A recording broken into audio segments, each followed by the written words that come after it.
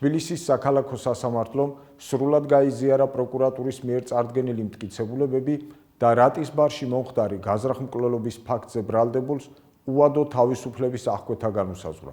სასამართლო პროცესზე წარდგენილი მტკიცებულებები დადასტურდა, რომ 2025 წლის 11 მაისს თბილისში რატისბარში ბრალდებულმა გაზრახმკვლელობის მიზნით 18 წლის ახალგაზრდა ბარის უკანა სივრცეში არსებულ ოთახში გაიყვანა და დანით სხეულის სხვადასხვა არეში ჭრილობები მიაყენა, რომელიც მიღებული დაზიანებების შედეგად შემთხვევის ადგილზე გარდაიცვალა.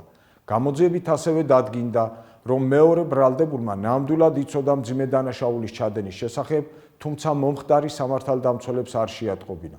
თბილისის საქალაქო სასამართლომ გაზრახმკვლელობისთვის ბრალდებული, რომელიც წარსულში ასევე მკვლელობისთვის არის ნასამართლები, დამნაშავე ცნო გაზრახმკვლელობის ფაქტზე და სასჯელის სახედაზომად უადო თავისუფლების აღკვეთა განუსაზღვრა. რაც შეეხება მეორე ბრალდებულს, სასამართლომ დამნაშავე ცნო დანაშაულის შეუტყობინებლობის ფაქტზე და სასჯელის სახედაზომად 3 წლით თავისუფლების აღკვეთა განუსაზღვრა.